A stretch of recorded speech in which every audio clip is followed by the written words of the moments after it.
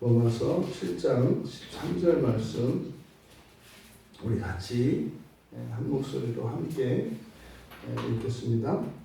그런즉 선한 것이 내게 사망이 되었느냐? 그럴 수 없느니라. 오직 죄가 죄로 드러나기 위하여 선한 그것으로 말미암아 나를 죽게 만들었으니 이는 계명으로 말미암아 죄로 심히 죄되게 하려 함이라. 아멘. 죄로 심히 죄되게 하는 계명. 지금 우리가 살펴보고 있는 이 본문은 계명과 또 죄 그리고 이 사망의 관계에 대해서 밝혀주고 있습니다. 그러니까 뭐 계명, 죄, 사망 이게 무슨 말인가? 그거는 이제 실제적으로 신자들의 내면에 일어나는 이런 본성의 변화 그리고 이 본성의 변화가 어떤 과정을 거쳐서 어떻게 이루어지는가 하는 것을 자세하게 보여줌으로써 우리들로 하여금 구체적으로 어떻게 그리스도인으로 살아가야 할 것인가, 우리가 신앙을 따라 살아갈 때 일어나게 되는 함정과 이런 시험들을 깨닫게 해서 그것을 잘 극복할 수 있도록 하는 중요한 내용을 담고 있습니다. 지금 여기서 사망이라고 하는 말이 이제 언급이 되는데, 사망이라고 하는 것은 보통 죽음입니다. 죽음. 그러면 죽음은 여러 단계, 여러 과정이 있단 말이에요. 그래서 1차적으로 영원한 죽음이 있습니다. 영원한 죽음. 이거는 이제 불신앙의 대가죠. 그러니까 정말 죽는 날까지 끝까지 예수 그리스도를 영접하지 않는다면 영원히 하나님으로부터 끊기게 됩니다. 그래서 하나님으로부터 끊긴다는 것은 생명으로부터 끊기는 것인데, 생명으로 끊긴다 그리고 죽는다 이것은 단순히 우리가 생각하는 살고 죽고의 문제가 아니라 즐거움과 고통 그리고 기쁨과 슬픔, 선과 악, 좋음과 싫음의 문제입니다. 그러니까 죽는다라고 하는 것은 뭐예요?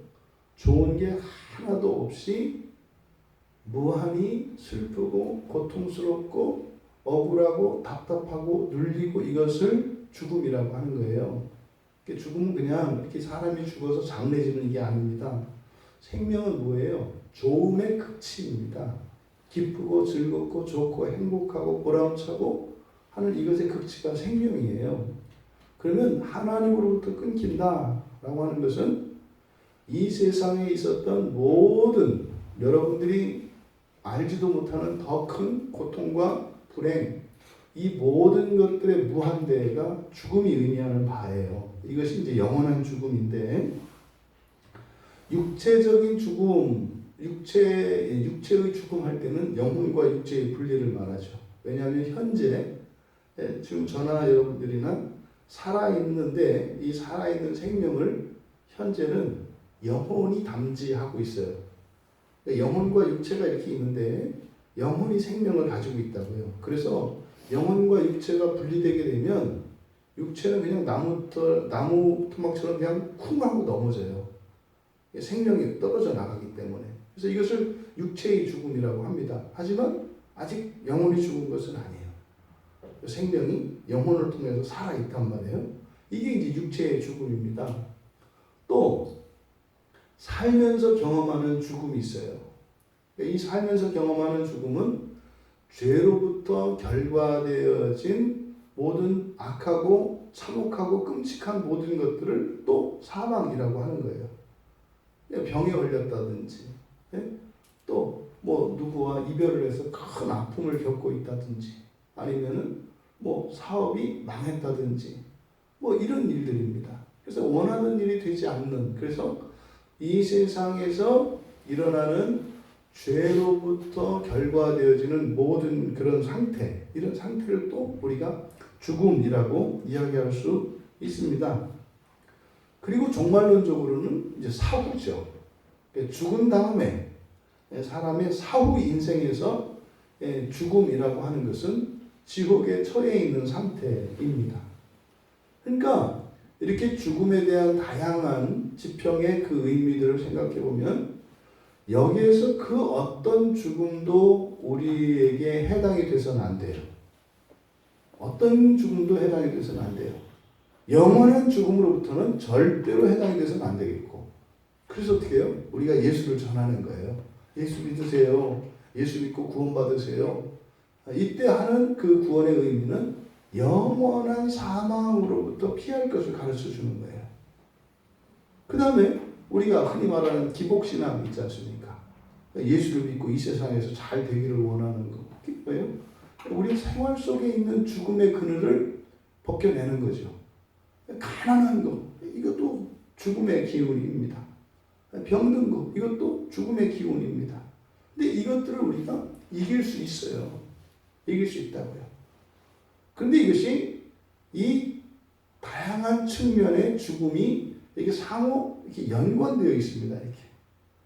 그래서 모든 죽음으로부터 우리가 벗어나야 하기 때문에 바로 신자들의 삶, 이 신앙생활에 사실은 이 신자들의 신앙생활의 궁극의 목적은 모든 죽음을 완전히 제거하는 거예요.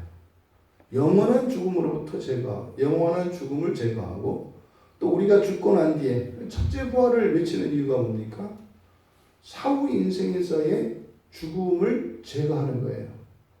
또 우리들이 우리 현재의 필요를 구하는 게 뭡니까? 현재 일상생활에서의 죽음을 제거하는 거예요. 그러니까 모든 측면에서의 이 죽음을 제거하는 것. 여러분들이 오해하시면 안 되는 것이 지금 살아있는 것을 살아있는 것이라고 생각하시면 안 돼요. 원래 우리는 어떻게 하나님으로부터 지음을 받았냐면 영원히 살도록 지음을 받았어요. 원래는 수명이 영원이었다고요. 그런데 100년만 떼놓고 나머지를 톡 떼가지고 마귀한테 주고 선악과 하나 따먹는 거예요. 그러니까 영원한 우리의 생명이 영원한 생명이 있었는데 100년 딱 떼놓고 나머지를 갖다가 마귀한테 줬다고요. 그래서 우리는요 100년만 살고 영원히 죽어야 되는 처지예요. 이거를 영벌이라고 한다고요. 그래서 죽고 나면 우리는 영원한 불지옥에 처해지게 되어 있었어요. 그런데 예수님이 오셔서 우리를 구원하셨지 않습니까? 그럼 누군가가 예수를 믿어. 그냥 평생에 한 번이라도 괜찮아요. 그러면 일단 영원한 사망에서는 벗어나요.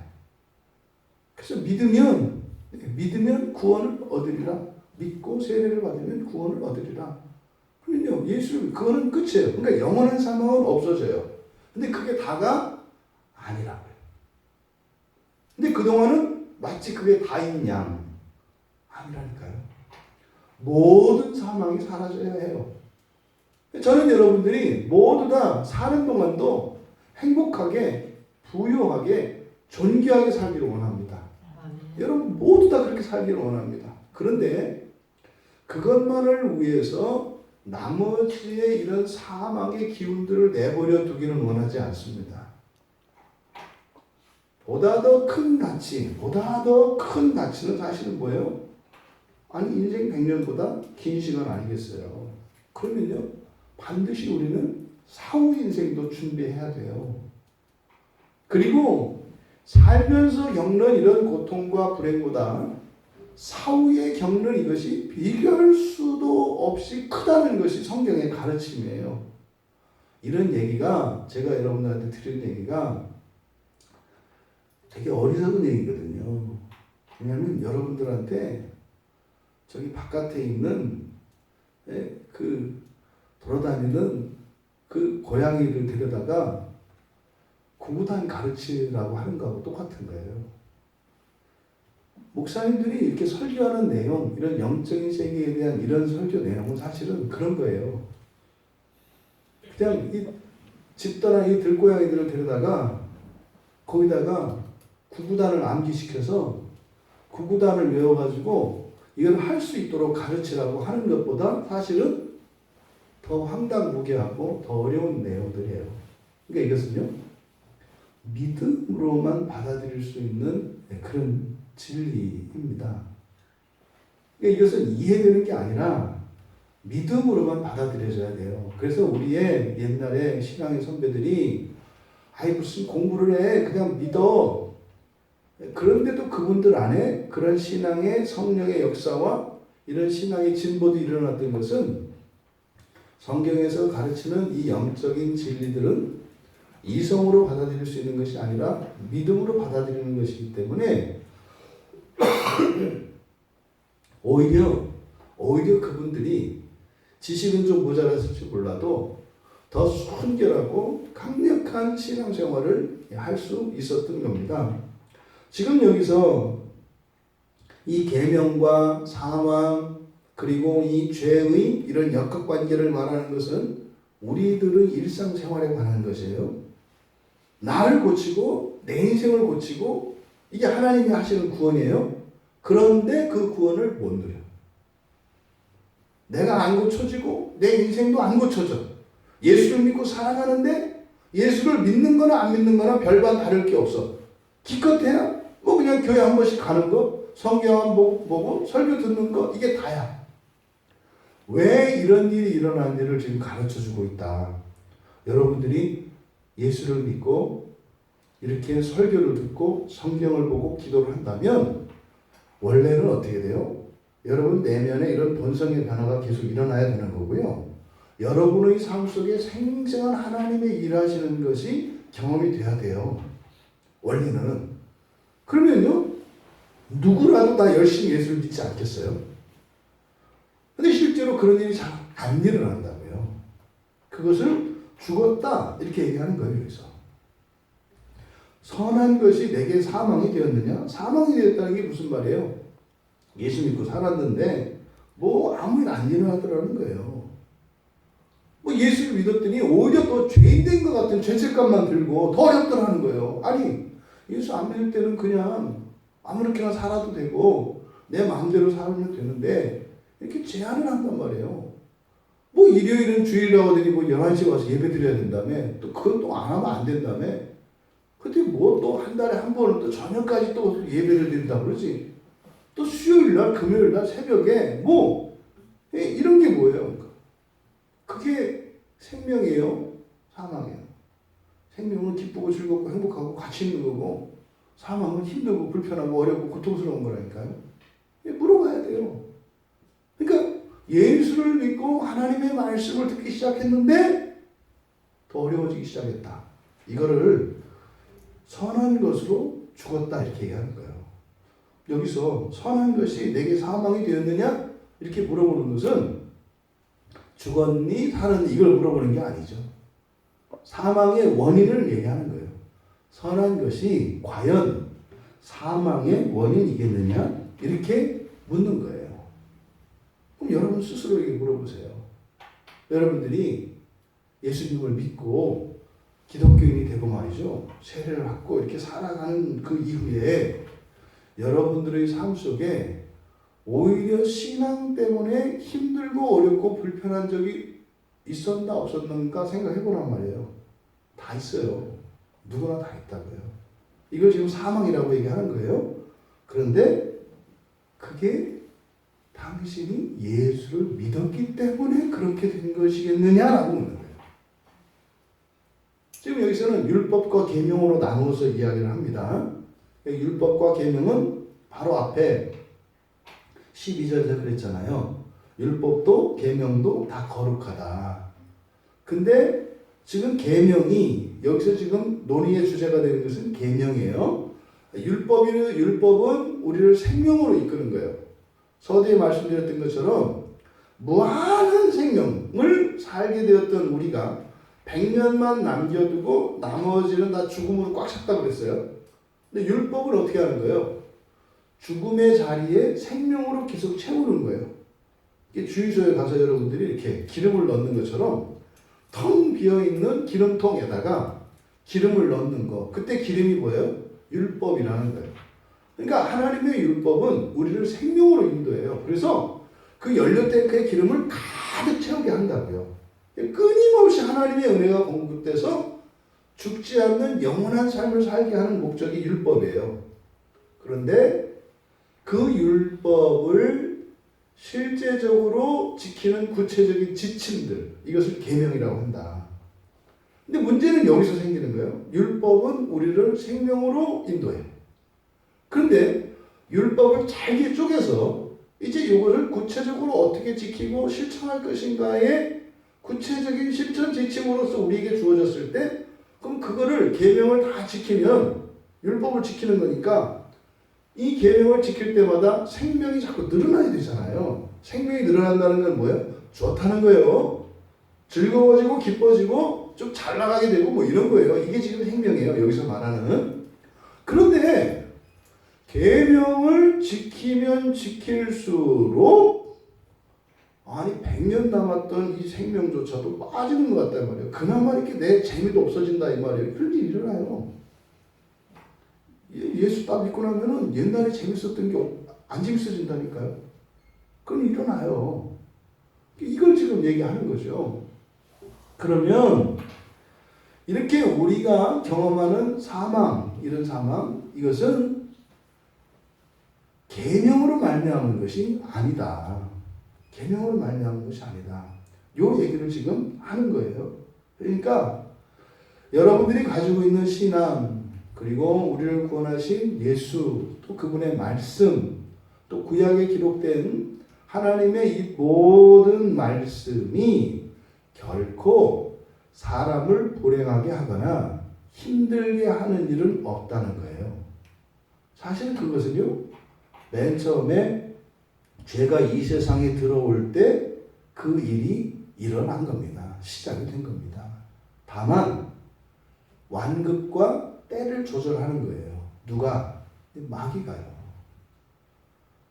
그냥 신앙을 의지하지 않고 믿음으로 살지 않아도 될 만큼 이렇게 요리한다 이 말이에요. 목표는요, 사후에 있게 되는 사후의 사망, 이게 뭐라고요? 지옥에 있는 상태. 이것을 위해서 마귀가 열심히 일을 하는데, 그런데 이렇게 마귀가 힘을 발휘할 수 있는 이유는 이 생명을 주는 율법 때문에 생명, 그 힘을 가지게 돼서 그 힘으로 한다 이 말이에요. 근데 우리들이 삶 속에서 경험할 때는 마치 신앙 때문에 내가 힘든 것처럼. 이런 거 보세요. 인류 역사를, 기독교 역사를 보면 순교자들이 있어요. 여러분, 순교를 당했어요. 우리나라에 조선시대 때 어느 기독교인이 있었어요. 근데 예수를 믿는다는 게 딱 걸렸어요. 잡혀가서 죽었어요. 그럼 사람들이 뭐라 그래요? 예수 때문에 죽었다 이렇게 얘기한다고요. 예수 때문에 죽었다. 근데 잘 생각해 보라는 거예요. 과연 예수 때문에 죽었을까? 아니, 예수 믿어서 잡혀서 죽었다니까요. 그러니까 예수 때문에 죽은 거 아니에요? 그런데 또 물어보는 거예요. 과연 예수 때문에 죽었을까? 그럼 그 사람은 예수 안 믿었으면 안 죽어요? 아니잖아요. 죽는다니까요. 예수 안 믿었으면 안 망해요? 망한다니까요. 그러니까 예수 때문에 죽은 게 아니라고요. 근데 그 죽음이, 이 사망이 예수를 믿었을 때 오니까 사람들은 예수 때문에 그랬다고 생각하죠. 오비라. 딱 지나가는데 까마귀 한 마리가 탁 그런데 저놈 까마귀가 그 비싼 배를 딱 떨어뜨렸다 이 말이죠. 여러분들이 어디를 딱 지나갔어요? 근데 거기가 살인사건 현장이었어요? 근데 아무도 없었어요. 그때 여러분들이 그 살인사건과 관계된 사람으로 의심을 받아요, 안 받아요? 받는다 이 말이에요. 근데 여러분이 그 자리에 간 것 때문에 그 사람이 죽었어요? 아니라니까요. 근데 사람은 어떻게 봐요? 그럴 수도 있다라고 본다 이 말이에요. 그러니까 여러분들이 신앙을 따라 살아가고자 하는데 상황이 악화돼. 이럴 때 신앙 때문에 그랬다라고 생각하면 안 된다 이 말이에요. 아까 그랬잖아요. 연화도에서 전화가 왔는데 지금 우도에서 난리가 났대요. 당산지를 드린다고. 산신을 이제 모시는 거예요, 이렇게. 근데 지금 그 동네에서 분명히 연화도에서 박남현 성도님이 오해를 받을 수도 있어요. 아이, 보건소장이면은 그냥 그 어민들, 이 섬 주민들 그 건강이나 챙기고 신경 쓸 일이지. 아니, 갑자기 또 뭐 교회는 또 왜 다니냐, 다니냐, 안 다니냐, 옛날에 신앙생활 했냐, 안 했냐, 왜 교회 다니다 안 다니냐, 왜 이래. 그러니까 갑자기 지금 동네가 지금 반으로 쫙 갈려가지고 사단이 났잖아. 이런 이야기를 나올 가능성이 많아요. 그렇잖아요. 예전에 우리 스리랑카 선교 갔을 때 우리가 스리랑카에 있는 산속에 있는 집에 굉장히 강한 불교지였는데 그 집에 가서 복음 전하고 왔더니 한 달 있다가 그 집 둘째 아들이 몸에서 자살했어요. 그러면 그 동네에서 뭐라고 하냐니까요? 저봐, 저 집에 예수 귀신 들이니까 아들 죽었잖아. 이런 생각 안 하겠어요? 이런 얘기를 하는 거예요. 그러니까 신앙생활을 할 때 또 교회 다니고 예수 믿는 사람들의 삶 속에 불행한 일들이 일어났을 때 뭐라고 한다는 거예요? 계명으로, 계명이 나를 죽였다. 예수 믿어서 내가 이렇게 불행하게 됐다. 하나님 믿었더니 일이 꼬였다. 이런 일들이 일어난다는 거예요. 그런 상황에 처해 있는 사람에게 물어보는 거죠. 과연 우리가 스리랑카 그 가정을 방문해서 그 아들이 죽은가요? 또 우리가 2월 달에 지금 연화도에 가려고 하니까 갑자기 우도에서 지금 난리가 나가지고 그렇게 주민이 갈린가요? 원래 있던 거죠.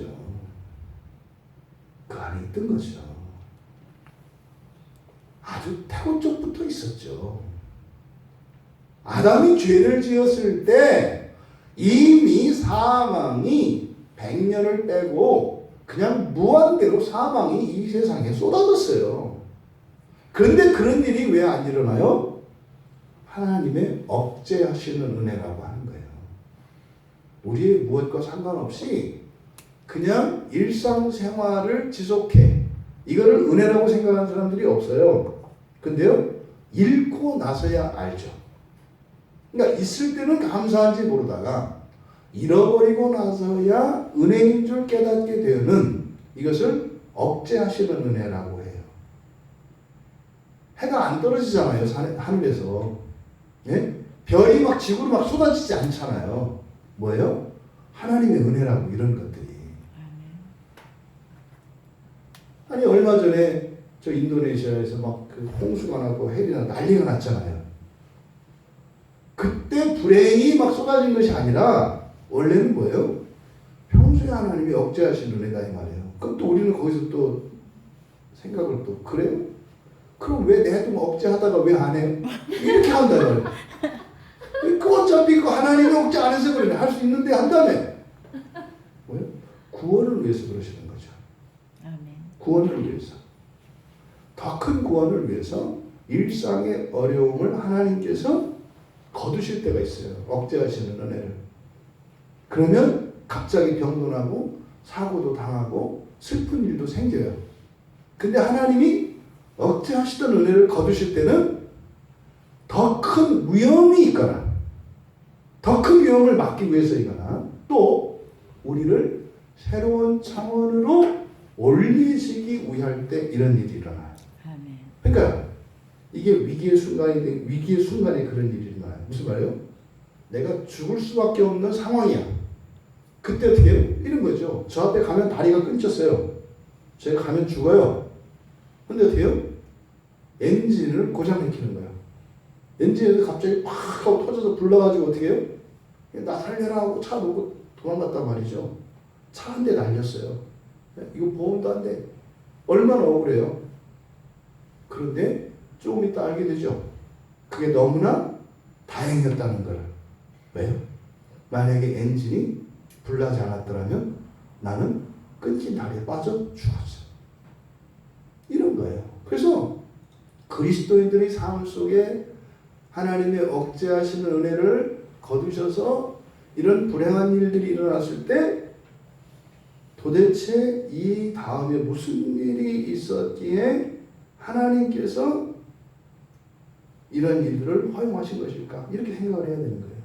또 하나, 이것을 통해서 한 단계, 한 차원 더 높이시려고 하는 하나님의 계획을 방해하는 사단의 전략일 수 있어요. 그것을 통해서 뒷걸음질 치게 한다 이 말이에요. 그러면 자신의 신앙과 인생의 한계를 딱 넘으려고 하는 순간인데 여기에다가 이런 사망의 사건을 일으키면 오히려 더 그것으로 인하여 하나님께 은혜를 구하며 나아갈 수 있잖아요. 왜? 어려우니까. 그럼 더 구해야 되잖아요. 그러면 한계를 넘을 수가 있어요. 근데 또 다른 반응이 나오죠. 관들아, 해도 소용없다. 그러니까 뭐예요? 그것이가 눈앞인데 거기서 되돌아서는 일이 있다 이 말이에요. 그래서 하나님의 이 억제하시는 은혜가 우리의 일상을 가능하게 하고 우리의 일상 가운데 특별히 힘들고 어려운 일이 생겼을 때 그것이 무슨 의미인지를 여러분들이 영적으로 파악을 해야 한다. 근데 그것을 이렇게 선한 것이 내게 사망이 되었다라고 하는 거예요. 흔히 이제 그 뭡니까? 미끄러진다, 실족한다 이렇게 얘기하는 거죠. 그러한 이 세상에 일어나는 모든 불행은 하나님의 계명이 하는 것이 아니라 우리의 신앙으로 인해서 일어나는 것이 아니다. 이것을 지금 바울 사도께서 말씀하셔요. 그럴 수 없느니라. 그럴 수 없느니라. 여러분, 근데 분명히 우리에게는 일어나잖아요. 어려운 일들이 일어나잖아요. 그러니까 이것은 뭐예요? 하나님이 나를 구원하냐 안 하냐 믿을까 말까 이 문제가 아니라 이것은 뭐의 문제다? 죄에 초점을 맞추라는 거예요. 그 일을 일으키는 것은 누가 한다? 죄가 한다 이 말이에요. 죄가 한다. 그러면 보십시오. 신자들에게도 이런 불행한 일이 일어나요. 이걸 사망이라고 한다고 그랬어요. 불신자들에게도 그런 불행한 일이 일어나요. 이것도 사망이에요. 그러니까 사망은 예수를 믿느냐 안 믿느냐 또 하나님의 말씀을 따라서 사느냐 안 사느냐와 상관없이 언제 어디에서나 누구에게나 다 일어날 수 있는 일이죠. 근데 문제는 공교롭게 그런 거죠. 오늘 우리 청년들이 마음 먹고 막 수요일 날 이렇게 예배도 나오고 뭐 교회가 좀 꽉 찬 것 같은데 이렇게 했는데 가다가 바지가 그 철조망에 달려서 쫙 찢어져. 그러면 이제 되는 일이 없어. 이거 봐. 오늘 교회 갔다가 뭐 바지 찢어 큰일 났네. 이제 엄마한테 이거 잔소리를 생각하니까 끔찍해. 이거 그냥 엊그저께 신년 선물로 사준 건데 이거를 찢어 먹었으니 고칠 수도 없고 이렇게 결부시킬 수 있다 이 말이에요. 그럴 수 없다. 근데 이런 거죠.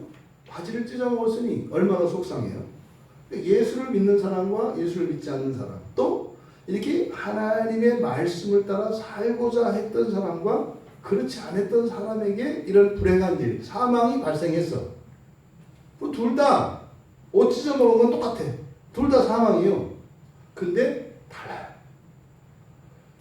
신앙으로 더욱 살고자 하는 사람에게 일어난 그 일과 그냥 뭐 그런 신앙과 전혀 상관없이 그 일을 당한 사람들의 이 의미가 완전히 달라요.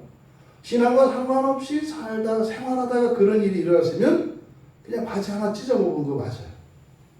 근데 신앙을 좀 새롭게 하고 신년부터 수요일날 예배를 드리겠다 딱 결심하고 나갔는데 바지를 찢어 먹은 사람에게는 이게 단순한 사망이 아니에요. 이게 앞에서 우리가 생명을 둘로 나눈다 그랬어요. 자연적 생명과 영원한 생명. 자연적 생명이라는 것은 100년짜리 생명. 영원한 생명은 원래 우리의 가져야 될 생명, 거기에다가 예수님이 주셨던 하나님의 불멸의 생명. 이것을 영원한 생명이라고 그랬어요. 신앙을 따라 살아가다가 어떤 불행한 일이 일어났어. 근데 바지 하나가 찢어먹었어. 손해죠? 근데 길게 얘기해 볼까요? 그 바지가 영원히 입을 수 있는 바지요. 언젠가는 낡아 떨어지는 바지요. 언젠가는 낡아 떨어져요. 낡아 떨어진다고 정말로.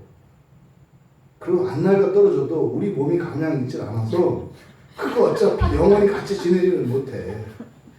그러니까 언젠가는 결별해야 될 바지요. 근데 그게 찢어졌잖아요. 그 뒤에 그러면 신앙을 추구하는 사람에게는 어차피 죽어 없어질 자연적 생명이 소멸된 거예요. 그럼 이 사람에게는 비어진 그 자리에 영원한 생명이 채워져요. 이해돼요? 한 사람은 그냥 손실이에요. 한 사람은 뭐예요? 이게 물이 변하여 포도주 되는 사건이다 이 말이에요. 이거를 전화위복이라고 하잖아요. 이게 잘 이해가 안 되는 얘기입니다. 이게 신앙의 원리예요. 이게 바울 사도가 지금 이런 일들이 신앙생활 속에서 일어나는데 대부분 사람들은 거기서 어떻게 해요? 정말 좋은 기회를 손실로 바꾸어서 잃어버리고 산다는 거예요. 그냥 살면서도 겪게 되는 슬픔과 아픔과 답답함과 이런 화남과 이런 것들이 신앙 안에서는 그것들을 죽여서 빼버리고 그것에 거룩하고 영광스러운 것으로 채워주는 거예요. 이게 신앙의 삶이에요. 그런데 왜 우리가 그렇게 못 일어나느냐? 이렇게 영광스러운 기회를 박차버리고 신앙과 상관이 없이 당하는 그 일로 우리들 스스로가 만들어버린다는 거예요. 너무나 아까운 거죠. 너무나 아까운 거죠.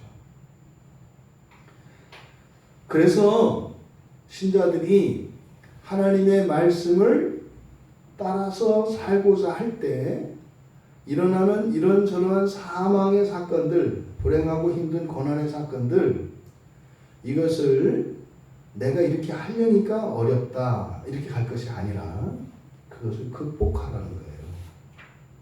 극복하라는 거예요. 그런데 그것을 못해서 수많은 사람들이 교회 안에 있지만 그렇게 생생한 구원을 경험하지 못한다고요.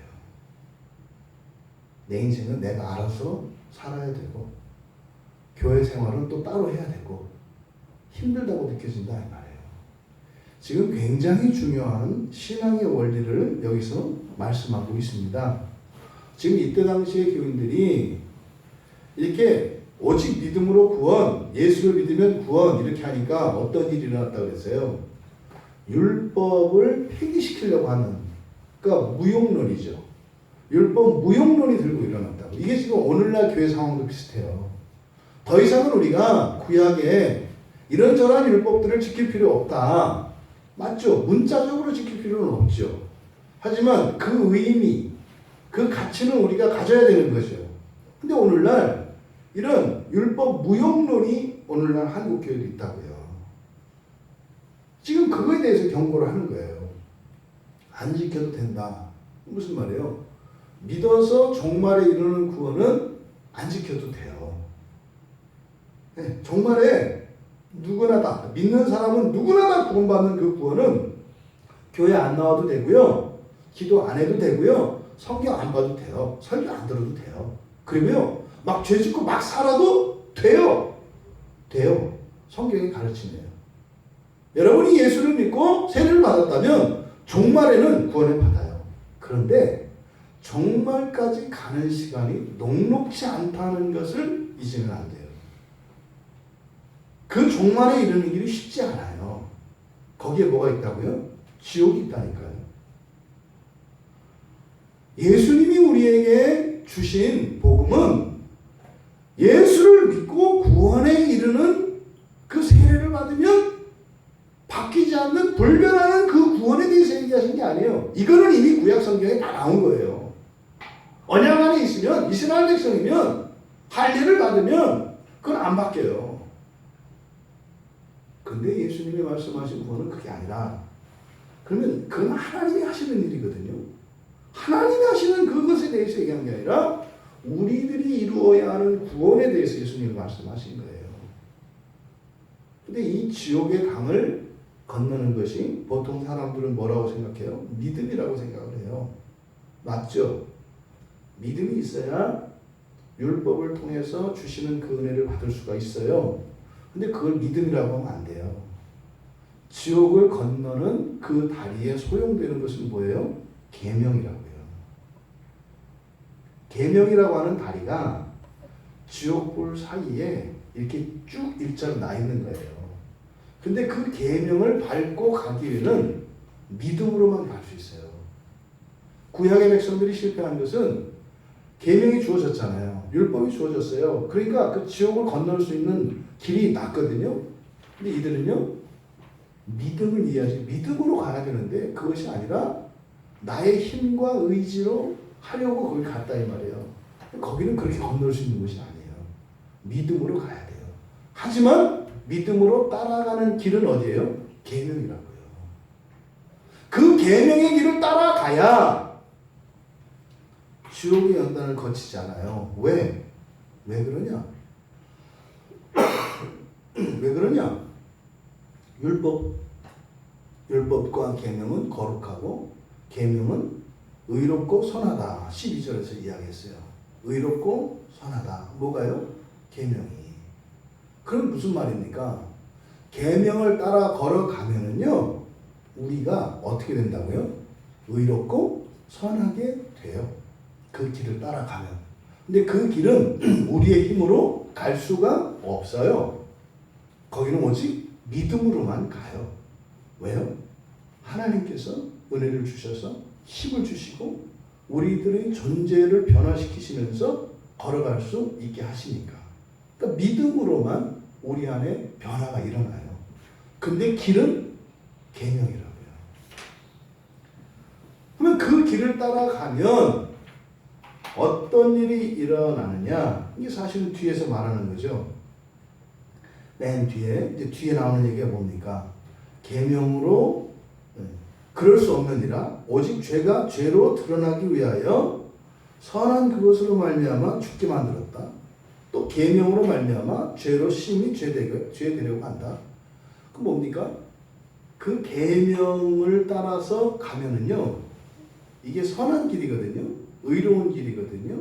믿음으로만 갈 수 있는 길이거든요. 그리 가면 가는 순간 나는 갈 수 없다는 것을 깨닫게 돼요. 이 길은 내가 갈 수 없는 길이네. 나에게 그런 힘이 없네. 이걸 깨닫게 돼요. 이걸 뭐라고 해요? 죄라고 하는 거예요. 이걸 죄라고 해요. 내가 이 길을 따라 갈 수 없다는 것을 인식하게 돼요. 이게 무슨 말이에요? 여러분들이 지옥 간다는 생각 꿈에도 안 한다고요. 꿈에도 안 해요. 내가 죽으면 지옥 갈 거다? 이런 생각 안 한다니까요. 그런데 계명을 따라서 그 길을 간다는 것은 나에게 지옥이 있다는 거예요. 그걸 받아들이는 겁니다. 그리고 나서 계명을 따라 살아가려고 해보면 내가 지옥에서 벗어날 수 없는 존재라는 것을 알게 돼요. 그러면요, 그냥 하나님이 너는 지옥 면제 이렇게 되는 게 아니에요, 여러분. 존재 자체가 변하는 거라고요. 본성이 바뀌어야 된다니까요. 그러니까 지옥에 가도 지옥이 아닌 사람이 되는 거라니까요. 그 계명을 따라난 길은 다른 데는 부글부글 끓어오는 뜨거운 불인데 여기는 시원한 길 이런 거 아니에요. 그 길도 어떻게 해요? 말이 길이지 똑같이 지옥불의 온도와 똑같아요. 그 발로 밟으면 어떻게 되세요? 살이 타요. 탄다니까요. 근데 그 지옥은 우리가 믿어지지 않아요. 근데 계명을 따라난 그 길을 가보면 내가 갈 수 없다는 것을 알게 되고 그러면 내가 지옥에 처해진다는 것을 경험하게 된다. 그러면요, 그 계명을 지킬 수 없는 사람인 것을 알게 돼요. 이게 바로 죄예요, 죄. 이게 죄로 드러나는 거예요. 그러면요, 이게 극복돼야죠. 그것을 따라 살 수 있는 사람이 돼야죠. 바로 요 이야기를 여기서 하는 겁니다. 그래서 계명, 생명길로 나 있는 그 계명이 나를 죽게 하는 것이 아니라 죄가 나를 죽게 하는 것이고, 오히려 이 계명은 우리 안에 있는 죄, 다시 말해서 내가 지옥을 믿지도 않고 또 지옥이 있어도 상관이 없다고 하는 이러한 생각들이 잘못된 것이라는 것을 깨닫게 한다 이 말이에요. 그래서 우리 안에 있는 이 죄를 들춰내는 것이 계명의 목적이다.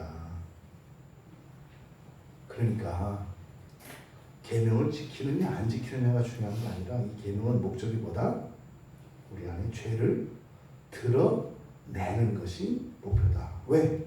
그래야 비로소 이 죄의 문제를 해결해야 될 필요를 느끼게 되고, 그리고 그것을 위해서 하나님께 도움을 청하며 살아가는 신앙생활을 할 수 있게 되기 때문이에요.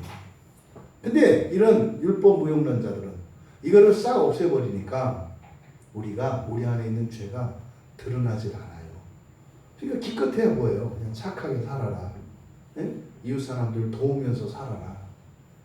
그거는 기독교 아니어도 너무나 많은 사람들이 이야기해요. 쓸데없이 그거 하려고 이 두꺼운 책을 써서 읽힐 필요 없다고. 너무 많아 그런 책은. 그게 아니에요.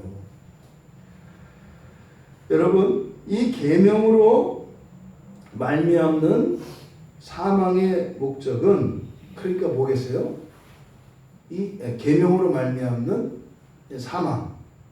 그러니까 이것은 죄가 원래 하나님이 우리에게 계명을 주셔서 그 계명을 따라서 그 난 길을 가게 해서 우리가 그 지옥을 벗어날 수 없는 존재라는 것을 깨닫게 해서 하나님의 은혜를 받아서 존재의 변화를 일으켜서 낙원으로 갈 수 있도록 하는 게 하나님의 목적인데, 죄는 이 계명을 가지고 오히려 거기에서 멀어지게 한다 이 말이에요.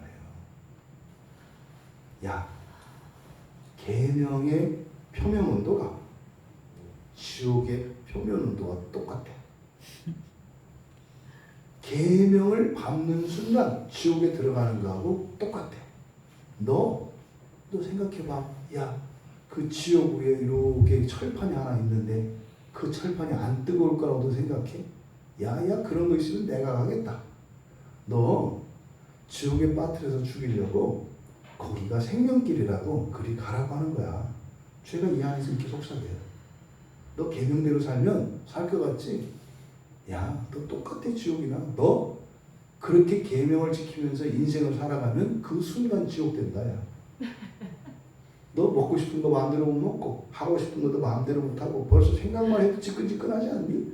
그게 지옥이지 뭐 다른 게 지옥이냐. 이렇게 죄가 속삭인다. 그러니까 영원한 생명으로 인도하시기 위하여 주신 이 계명을 신자들로 하여금 성가시고 거추장스럽고 오히려 불편하고 나를 답답하게 하는 불필요한 것으로 인식하도록 해서 그것 때문에 구원으로부터 멀어지게 한다는 거예요. 누가? 죄가. 이게 바로 죄의 목적이 죄가 계명으로 말미암아 사망을 낳게 한다는 이 말씀의 의미일 뿐입니다. 여러분, 계명은 선한 거예요. 율법은 선한 거예요. 왜? 우리를 생명으로 인도하는 거니까. 좋은 거잖아요. 근데 보세요. 이 죄라는 놈이 그 좋은 것을 가지고 뭘 만들어냈어요? 사방을 만들었어요. 이거 잘 생각해 보셔야 돼요. 생명으로 인도하는 좋은 것으로 사망을 만들어요. 이놈이 어떤 놈이요? 무지무지 나쁜 놈이죠. 네? 무지무지. 내가 얘기한 게 아니라 바울 사도가 그랬잖아요. 뭐라 했어요? 죄로 심히 죄되게 했어요. 심히 죄되게 했잖아요. 어떻게 해요? 무지무지 나쁜 놈이다 말이에요. 뭐가? 죄가. 왜? 선한 것으로 아니 그대로는 살게 해야지. 선한 것으로 오히려 사망을 만들어낸대요. 그러니까요. 진짜 나쁜 놈이에요. 그걸 따라 살면요. 망하는 거예요. 망하는 거예요. 바로 그 그것을 드러내기 위해서 계명을 주셨다는 거예요. 계명을 지키도록 주신 것이 아니라 바로 이 계명의 목적은 우리가 죄를 매우 우호적으로 생각하는 경향이 있어요. 죄에 대해서 상당히 좋게 생각한다고요. 그런데 그거는 무지무지 나쁜 놈이다 라는 것을 하나님이 암만 얘기하셔도 우리는 귀뚱으로도 안 들을 거니까 그래서 직접 체험하고 알 수 있도록 계명을 주셨다는 거예요.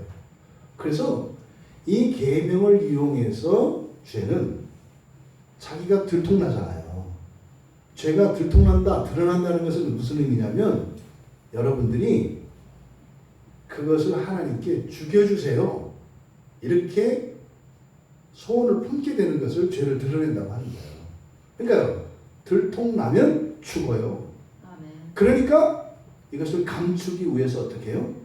오히려 죄를 죽이기 위해서 하나님께서 죄를 죽이는 방법으로 먼저 죄를 들춰내신다고요. 왜요? 우리들이 인정하지 않으니까. 우리들로 하여금 우리의 내면에 있는 죄를 인정하지 않을 수 없도록 계명을 주셔서 그것을 통해 죄가 드러나면 하나님께 도와주세요. 그럼 하나님이 그 죄를 죽이시겠죠. 그러니까 죄 입장에서는 어떻게 해요? 계명이 오는 순간 큰일 난 거예요. 적발되잖아요. 그래서 속여서 오히려 그것을 그 계명으로 인해서 하나님으로부터 신앙으로부터 멀어지게 한다 이 말이에요. 이게 수천 년 기독교 역사 속에 모든 신자들에게 일어나는 일이에요. 지금도 마찬가지예요. 여러분들이 지금까지 신앙생활하면서 여러분들이 정말로 이렇게 본성이 변화되고 여러분의 인생과 신앙의 한계를 뛰어넘으려고 하는 순간 거기서 다 뒷걸음쳤다고요. 너무나 많은 사람들이. 그다음에 나중에는 아예 뭐예요? 그냥 그런가 보다. 만약 그 가운데서 누군가가 하나 넘었다고 그러면 어떻게 해요? 넘으면 안 돼. 왜? 우리 스트레스 쌓이잖아. 그럼 우리가 뒤처진 것 같잖아. 그러니까 어떻게 해요? 그거를 이제 찍어내는 거예요. 이런 일들이 교회 안에 계속되어 왔습니다. 지금 바울 사도의 말씀 안에 이미 이런 내용들이 다 원리적으로 다 포함되어 있는 거예요. 여러분, 그러니까 계명을 주셔서 계명으로 심지어 우리가 죽어요. 네? 불편을 겪고 불행을 겪는다고요. 죽어요. 어쩔 수 없어요. 근데 그때 우리가 유념해야 될 것은 뭐예요? 계명이 나를 죽인 것이 아니라 죄가 나를 속여서 하나님으로부터 멀어지게 한 것이다라는 것을 깨닫는 게 중요하다 이 말이에요. 어려움을 만났을 때요, 하나님께 더 나아가야 한다고요. 지치고 힘들 때 어떻게 해요? 하나님께 가야 한다고요. 그래서 어떻게 해요? 힘을 달라고. 다시는 이런 상황에서도 내가 굴복하지 않도록 새 힘을 달라고. 이렇게 나아가야 한다고요. 근데 죄는 어떻게 해요? 지금은 너 그럴 때가 아니다. 지금 한 걸음 물러섰다. 그래서 그 사망을, 그 죄가 살아있으므로 사망의 기운이 계속되도록 죄가 역사한다는 겁니다.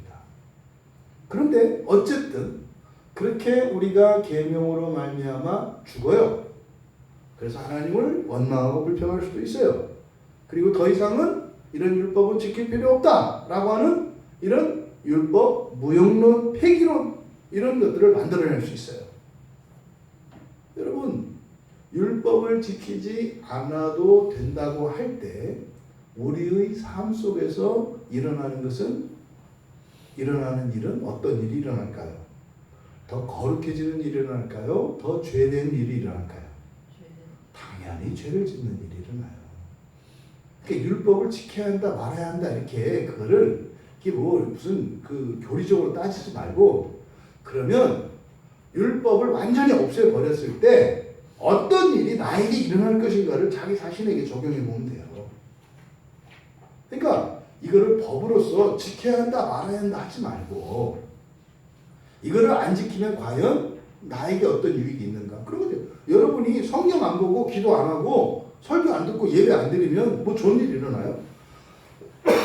죄는 좋은 일 일어난다고 한다 이 말이에요. 야야야 너 그 졸음 안 참아도 되지? 그 시간 다른 거 해도 되지? 뭐 이렇게 얘기한다 이 말이에요. 그러니까 언뜻 생각하면 맞는 것 같아. 맞는 것 같아.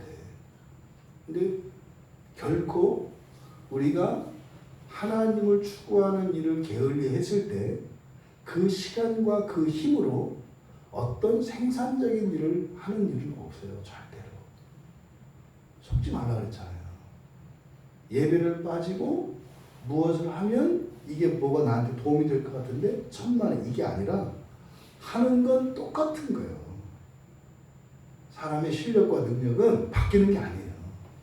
내가 하루에 일할 수 있는 힘이 제한되어 있고 할 수 있는 끈기가 한정되어 있고 집중할 수 있는 집중력이 한계가 있어요. 단지 예배를 드리고 하나님을 추구하는 시간은 무엇과 맞바꾸는 거다? 쓸데없이 낭비하는 시간과 맞바꾸는 거예요. 놀지 못하는 거죠.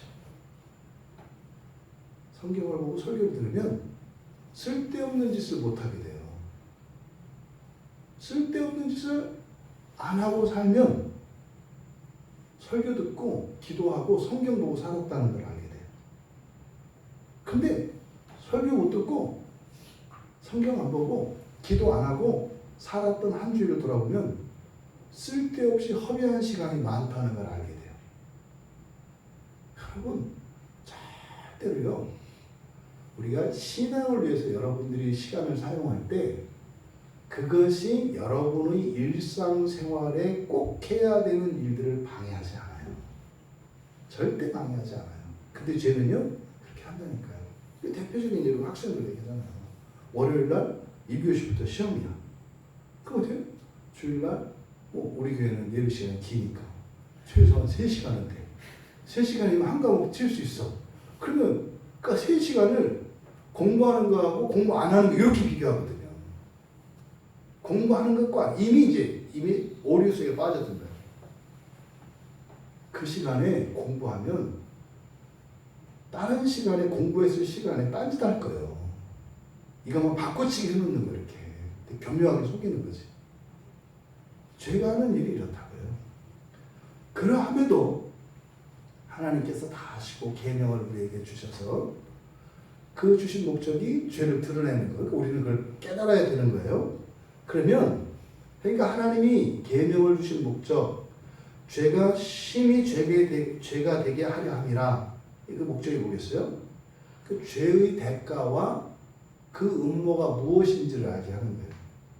결국에는 그냥 성적이 오른 게 아니라 예배만 안 드린 거였네. 그렇게 되는 거예요. 근데 그렇게 하면 나는 돈을 더 많이 벌 줄 알았더니 지나고 보니까 또 많이 벌지도 않았어. 결국에는 예배만 안 드린 거였네. 이렇게 되는 거예요. 그 전에는 그런 생각을 꿈에도 안 했죠. 근데 결과는 이렇게 된다 이 말이에요. 그것을 바로 하나님께서 계명을 통해서 우리들 스스로 그 죄의 대가가 뭐예요? 그러니까 그 말도 안 되는 그 일들을 하기 위해서 예배를 팽개쳐 버렸다는 것을 안다고요. 예배는 어떤 거라고요? 우리의 본성을 바꾸고 우리에게 있는 사망의 기운을 영원한 생명으로 바꾸는 거라니까요.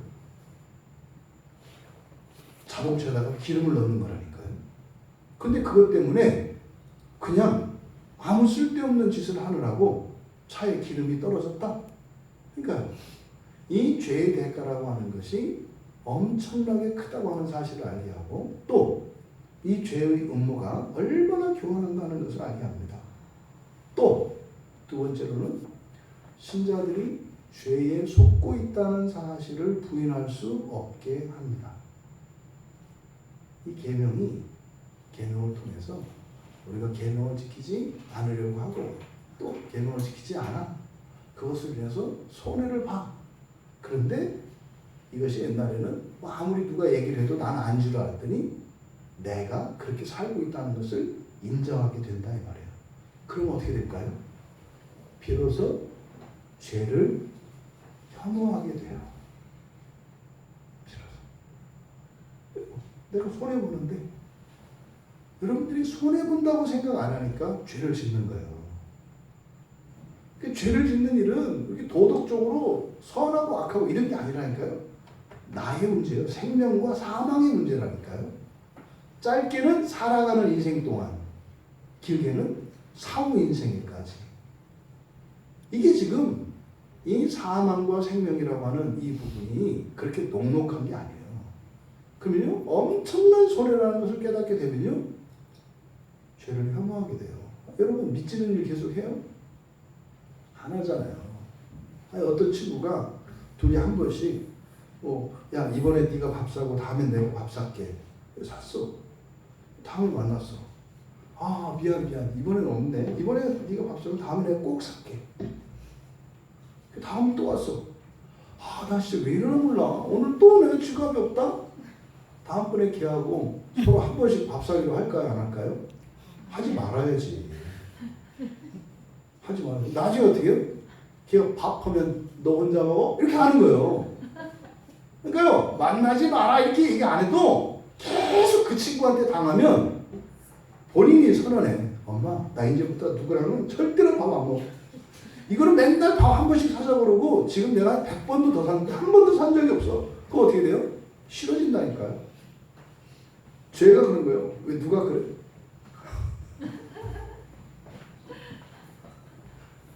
형제끼리는 사랑해야 된다.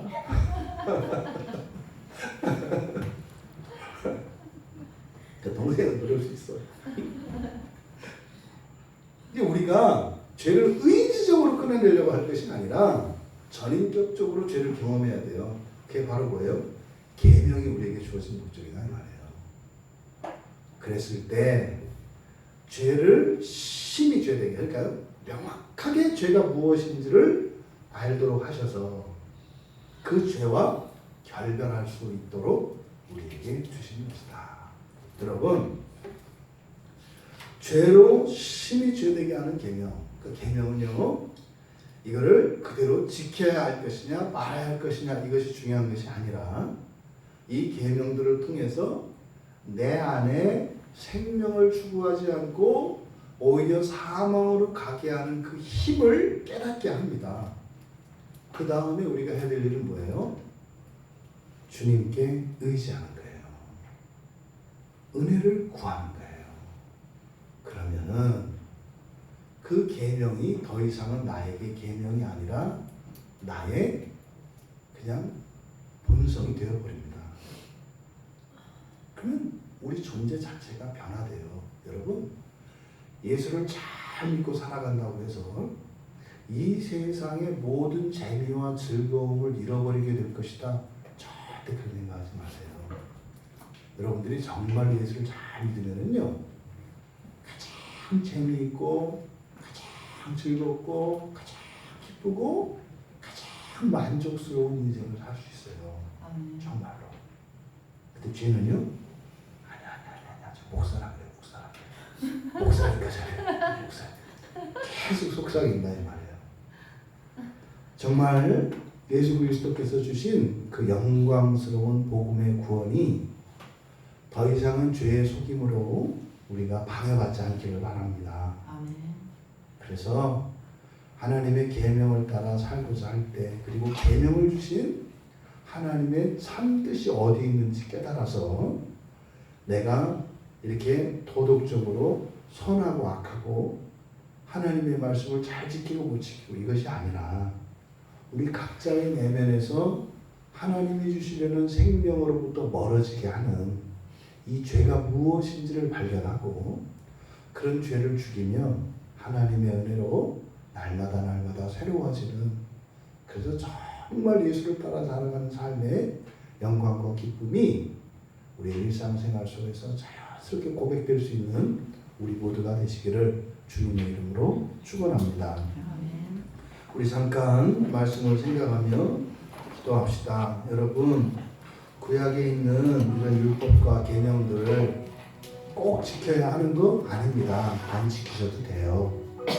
그런데 그 율법과 계명을 따라서 우리가 지키면서 살고자 하면 우리의 생명을 가로막는, 다시 말해서 우리의 인생을 좀먹고 우리의 영광을 가리고 우리의 존귀함을 더럽히는 우리 안에서 역사하는 죄라는 게 있어요. 이게 드러납니다. 그래서 그 죄를 죽이며 거룩한 본성을 날마다 잊게 돼요. 그러니까 당연히 해야 된다고 생각하고 이거는 꼭 해야 된다고 생각했던 그것에는 죄가 묻어 있거든요. 근데 그 죄를 제거하고 나서 할 때라야 그것이 정말 우리에게 유익이 되는 겁니다. 하나님, 내 안에 있는 모든 죄가 심히 죄되게 하옵소서. 그래서 그 죄를 미워하게 하시고 정말 예수 그리스도 한 분만 의지하며 은혜를 구하며 살아가는 신앙의 승리자로 다 되게 하옵소서. 우리 같이 기도합니다.